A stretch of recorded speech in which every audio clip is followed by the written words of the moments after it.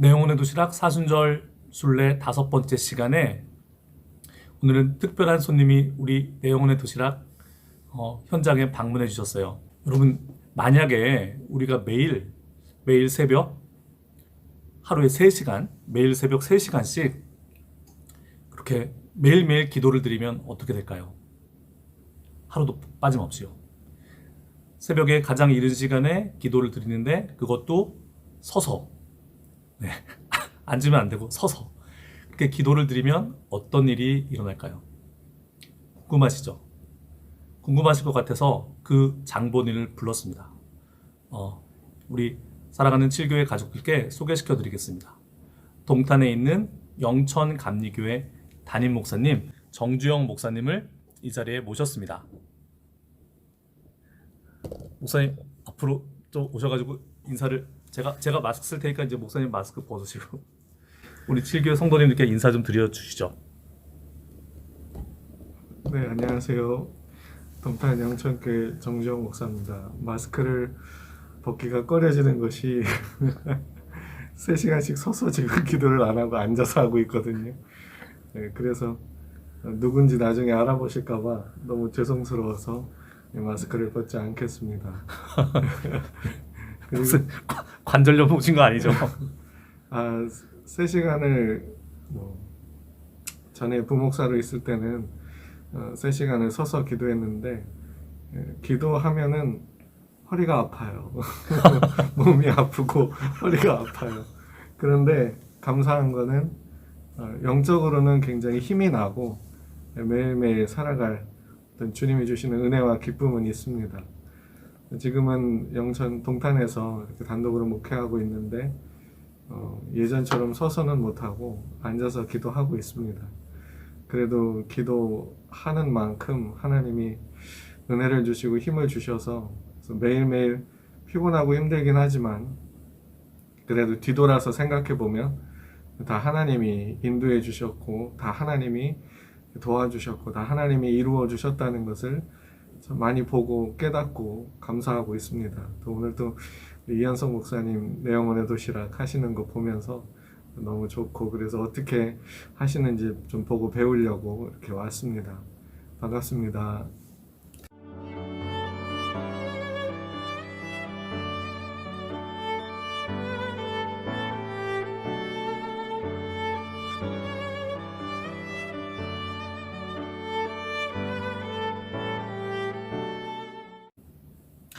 그러면 오늘 우리 말씀으로 교제 나누겠습니다.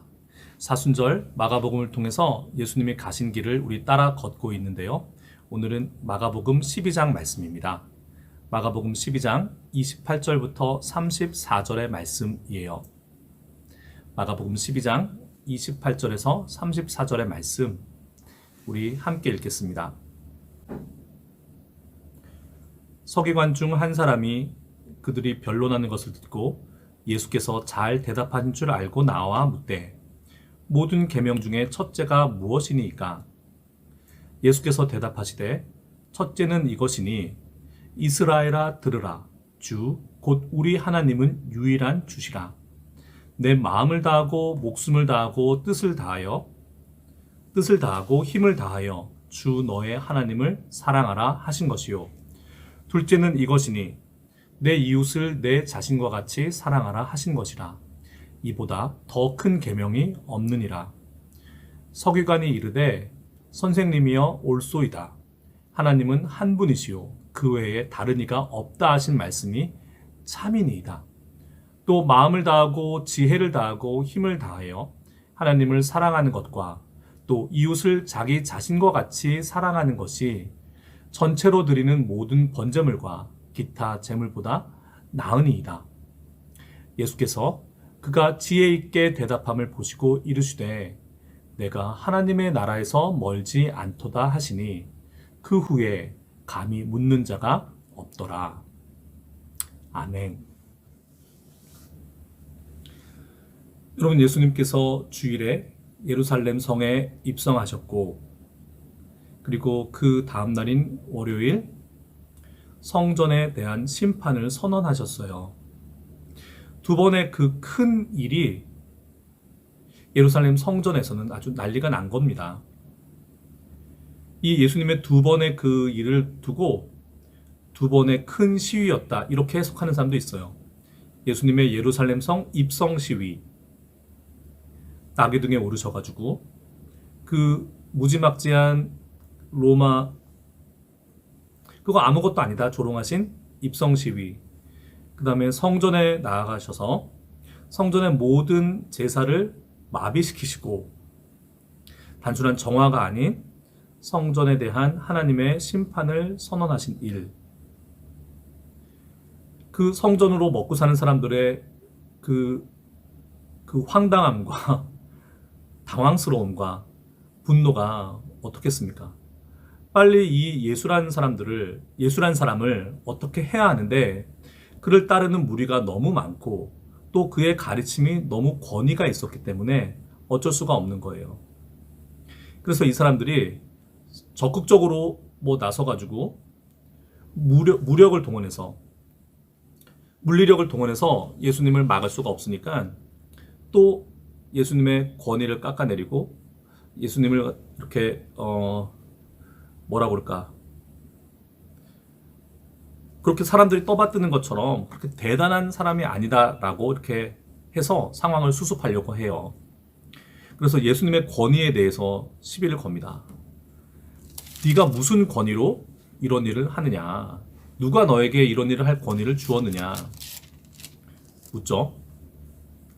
예수님이 어떻게 답변하십니까? 답변하시지 않고 오히려 역으로 물어보십니다. 그러면 내가 묻는 말에 너희들이 답변하면 나도 답변하겠다. 세례 요한의 세례가 무슨 권위로 인함이냐? 하늘로부터의 권위이냐? 아니면 사람으로부터의 권위이냐? 외통수에 걸린 거예요. 만약에 세례 요한의 세례가 하나님으로부터 임한 것이다 하면 그들은 세례 요한을 잡아 죽였지 않습니까? 하나님을 거역한 것이 되고, 사람들로부터 온 것이다 그러면 세례 요한의 그 놀라운 신적 권위에 대한 부인이 되기 때문에 이렇게 대답할 수도 없고 저렇게 대답할 수도 없고 그렇게 됐습니다. 예수님께서는 더 나아가서 포도원의 악한 농부들에 대한 말씀을 하세요. 포도원 주인이 농부들에게 자신의 포도원을 세를 주고 멀리 떠났는데 소출이 생기고 이렇게 되면 관리를 하고 정산해야 되지 않습니까? 그 주인이 종을 보내는데 그 종을 가두고 능욕하고 죽이기까지 했습니다. 그리고 이제 더 이상 보낼 사람이 당신의 그 주인의 아들밖에 없어서 아들을 보냈더니, 그리고 이 아들을 귀하게 대접하라 했더니 그 아들을 어떻게 합니까? 죽이죠. 네. 이 비유가 자신들을 향한 것임을 이 눈치 빠른 사람들은 알아챕니다. 어떻게든지 간에 이 예수를 꺾어야 되는데, 이 예수를 깎아내려야 되는데 방법이 없는 거예요. 그래서 갖은 수단을 다 동원합니다. 그 성전의 대제사장들과 그 권력 있는 사람들은 그 아래에 많은 전문가 집단을 두고 있었습니다. 그들이 율법에 해박한 율법학자들이요, 성경의 서기관으로 불리는 사람들이요, 그리고 또 율법하면 둘째가 나면 서러워하는 바리새파 사람들, 이런 사람들이 모여서 공리를 하고 예수님께 질문을 가지고 나옵니다. 중요한 질문, 세금을 가지고 문제를 내는 거예요. 예수님을 공경에 처하려고, 공경에 빠뜨리려고요. 맨날 혼자서 진행하다가 오늘 버시지만 또 담임 목사님이신 목사님 옆에 계시다 보니까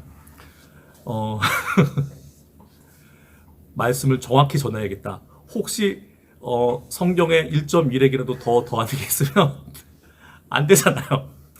이따가 물어보려고요. 네, 목사님 제가 전한 말 중에 뭐가 오류가 있나요? 한번 물어보려고요.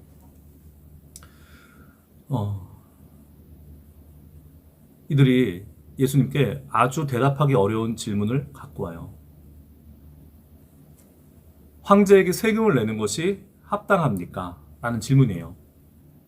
이 질문은 교묘한 질문입니다. 왜냐하면 예수님과 예수님을 따르는 그 추종 세력들을 갈라놓기 위한, 분리하기 위한 교묘한 술책이에요. 예수님을 따르던 많은 무리들은 예수께서 자기네들을 로마의 압제로부터 구원해줄 메시아라고 믿었어요. 자신들의 왕이라고 믿었어요. 그런데 만약에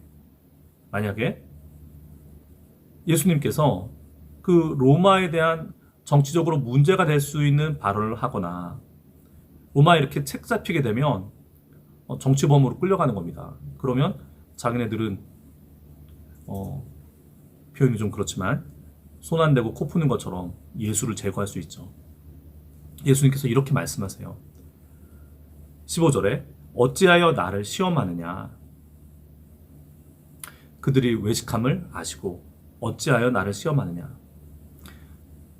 자신에게 그런 질문을 하는 사람들에게 데나리온 동전 하나를 갖고 오라고 합니다.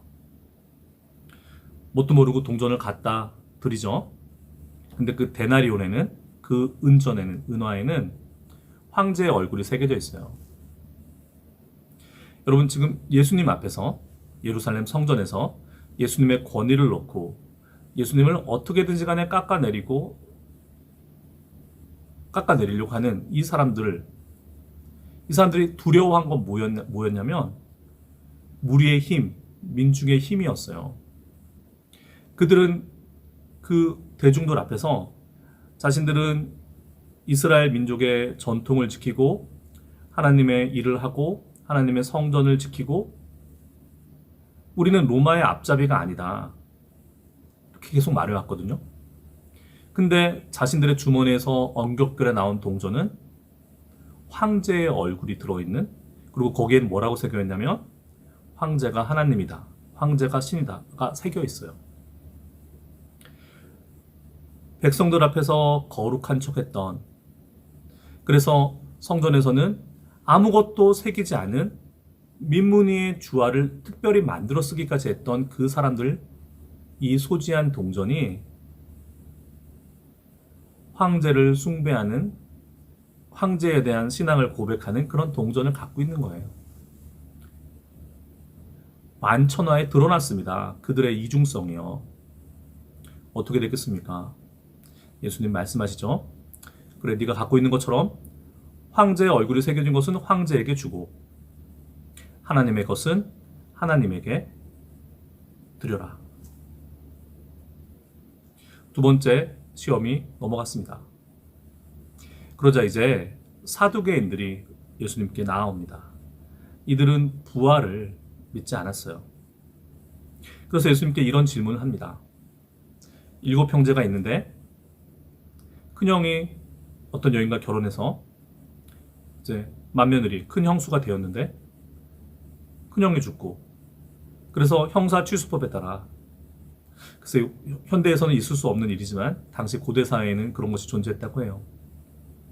둘째가, 셋째가, 넷째가 차례차례 죽고 7형제 모두와 결혼한 거예요. 한 여인이.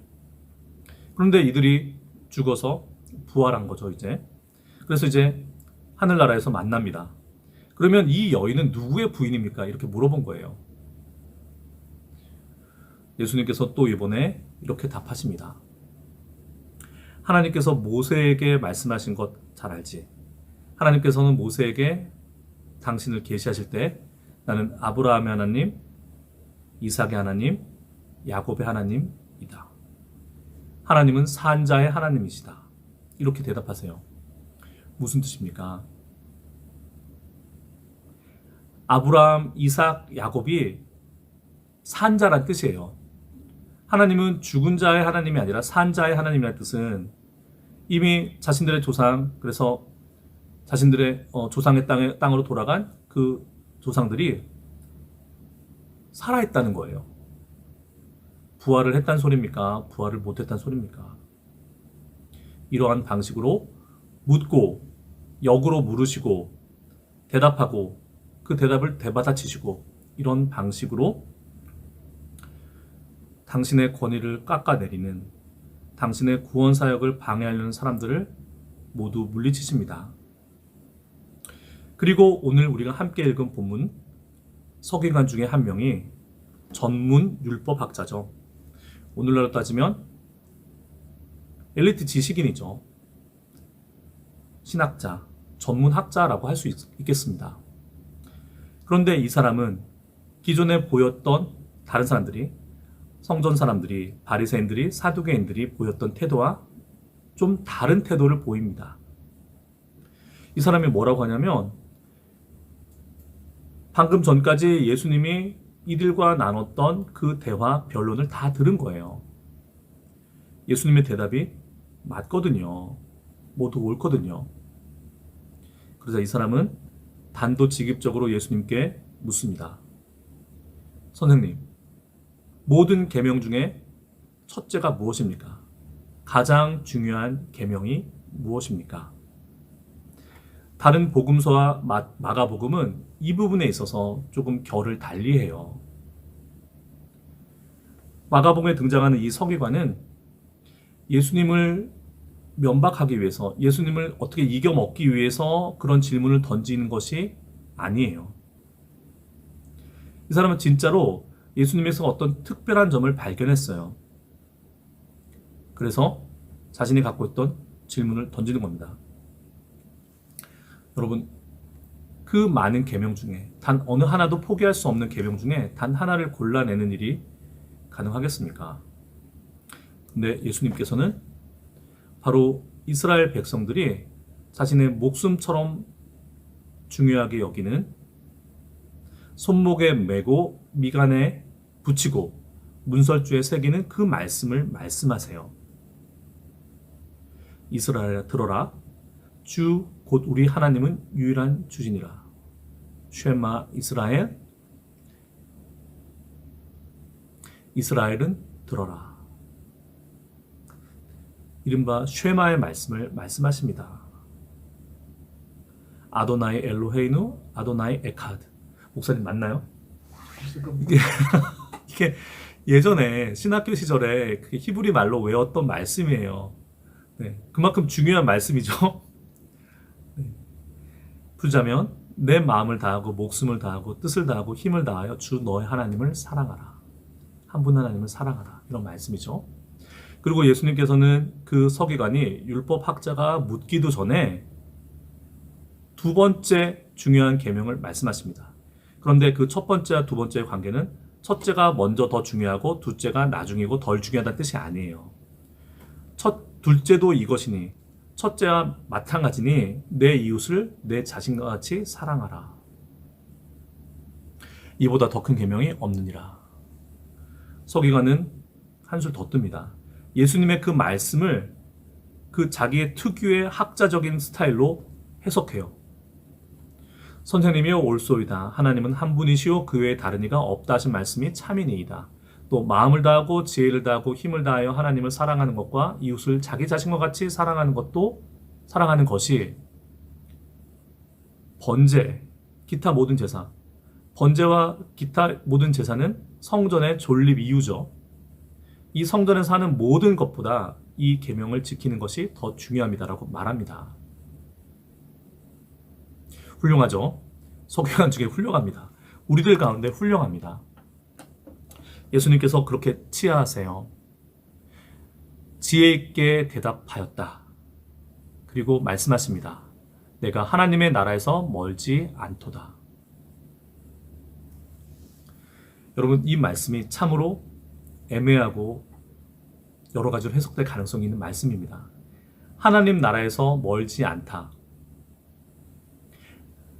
긍정적으로 말하면 하나님 나라에 가까웠다. 아, 이 사람은 하나님 나라에 들어갈 만큼 신실한 사람이구나.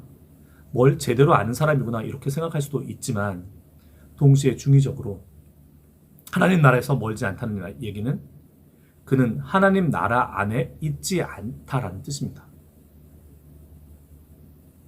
그 서기관은 예수님과 좋은 질의응답을 한 그 서기관은 하나님을 알아요. 하나님을 압니다. 그러나 예수님의 말씀처럼 하나님 안에 있지 않아요. 하나님 나라 안에 있지 않습니다. 하나님 나라 안에 있다는 것은 무엇입니까? 하나님 안에서 사는 것입니다. 그는 하나님을 알았지만 하나님 안에서 살지 않았어요. 여러분, 이 서기관, 이 총명하고 똑똑한 서기관, 우리 그렇게 되지 않도록 경계해야 합니다. 하나님을 아는 것, 그리고 하나님 안에서 사는 것. 저는 이 둘은 나뉠 수 없다고 생각해요. 예수님께서는 이 서기관의 대답을 지혜있다고 하셨죠. 맞습니다. 그런데 제대로 모르는 거예요. 뭘 몰랐냐? 예수님이 하나님이심을.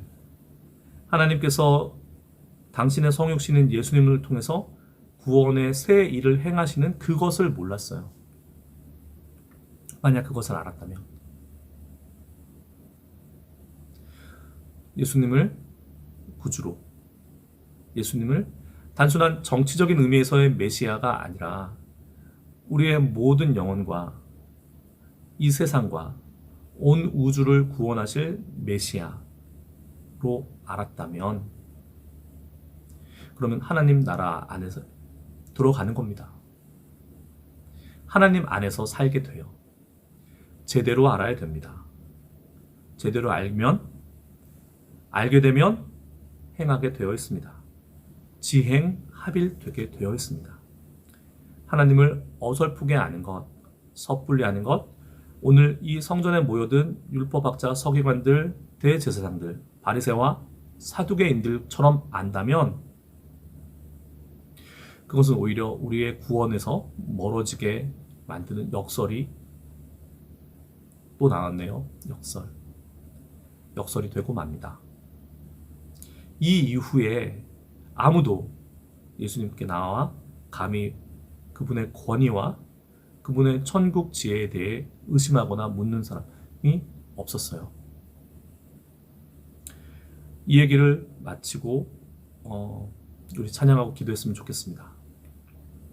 하나님 사랑과 이웃 사랑, 우리 코로나 시대를 지나면서 많이 질문받는 것 중에 하나예요. 세상으로부터, 사회로부터.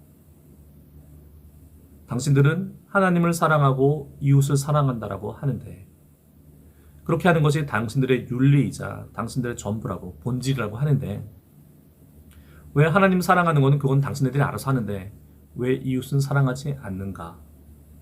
이런 질문을 많이 받았습니다. 코로나19 방역과 관련해서요. 여러분,